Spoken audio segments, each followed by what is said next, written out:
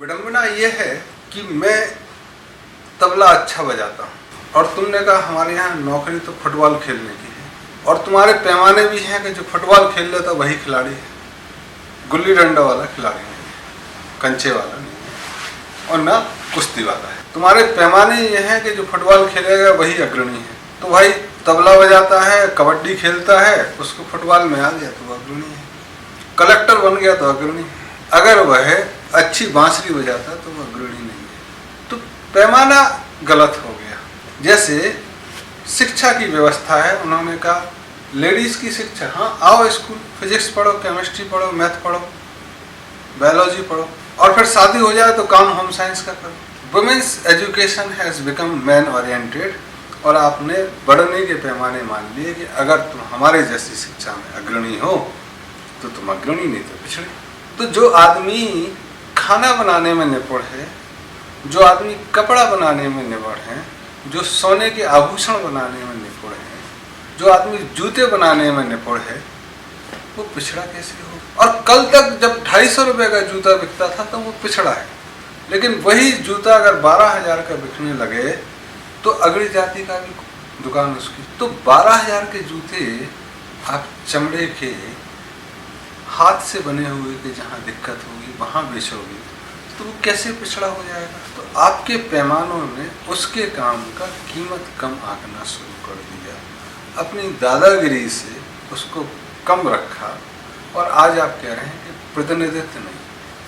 अब मेरा जो तकनीकी स्तर है वह जूते बनाने में तो बहुत, मेरे जैसा कोई जूता दूसरा नहीं बना सकता। आप चाहते हो कि मैं कागज कलम लेके वकीली करूं और वहां अपना स्तर दिखाऊं, तभी मेरा स्तर है। एक घटना आती है, हालांकि इससे बहुत जुड़ी नहीं है लेकिन तब भी जुड़ी हुई है। जब लिंकन पहली बार राष्ट्रपति बने तो एक महिला सीनेट ने उनको याद दिलाया कि लिंकन साहब हवा में मत उड़ जाना, याद रखना आपके पापा हमारे यहाँ जूते बनाते थे। तो लिंकन ने जवाब दिया, क्या मेरे पापा के बनाए हुए जूतों ने तुमको कभी तकलीफ दी?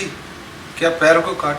नहीं, तुम्हारे बाप बहुत अच्छे जूते बनाते थे और हम लोग उनके जूते पहनते थे, तुम लोग जूते वाले खानदान से हो। इस तरह की बात आई। तो लिंकन ने कहा कि आज अच्छा किया आपने हमको याद दिला दिया, मैं कोशिश करूंगा राष्ट्रपति बन के कि मेरे लिए हुए निर्णय से किसी का पैर हाथ न कटे, उसको दर्द न हो, जैसा कि मेरे बापू के बनाए हुए जूते से। तो मेरे बापू ने कोई भी जूता ऐसा नहीं बनाया कि उसके ग्राहक नाखुश रहे, वो एक अच्छे जूते बनाने वाले थे। मैं शायद उतना अच्छा राष्ट्रपति बन पाऊँ ना बन पाऊँ। तो हर चीज का सम्मान उसकी जगह, तब आप दूसरे पैमाने में उसकी परीक्षा लेने से बचेंगे, तब कार्य कुशलता हर स्तर पर बढ़ेगी, कौशल बढ़ेगा। आज दिन में कौशल नहीं रहा, एक दौड़ में चीज़ें ऐसी हो गई कि ये है तो ठीक है,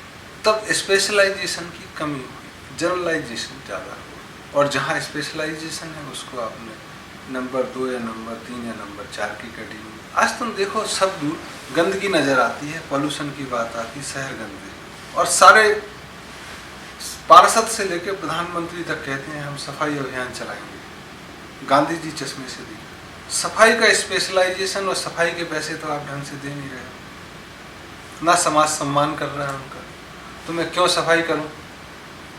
मैं रिजर्वेशन का सहारा लेके सफाई इंस्पेक्टर या कलेक्टर या मंत्री क्यों नहीं बनूं? मैं सफाई क्यों करूं?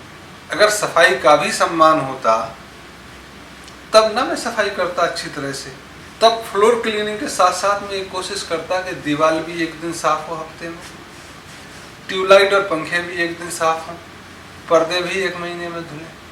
आज आप अपने घर पे देखो या ऑफिस में देखो, फ्लोर तो रोज साफ होता है, काम वाली आती है साफ कर देती है, पर्दे 6 महीने में धुलते हैं, ट्यूबलाइट को साल में एक बार दिवाली या ईद पे धुले साफ हो, पंखे गर्मियों में साफ होंगे, कूलर गर्मियों में साफ होगा, एक बार हो गया तो हो गया, नहीं तो नहीं होगा। कैसी सफाई है ये? क्योंकि सफाई के प्रति सम्मान खत्म हो, इसलिए बीमारियां भी बढ़ने लगी।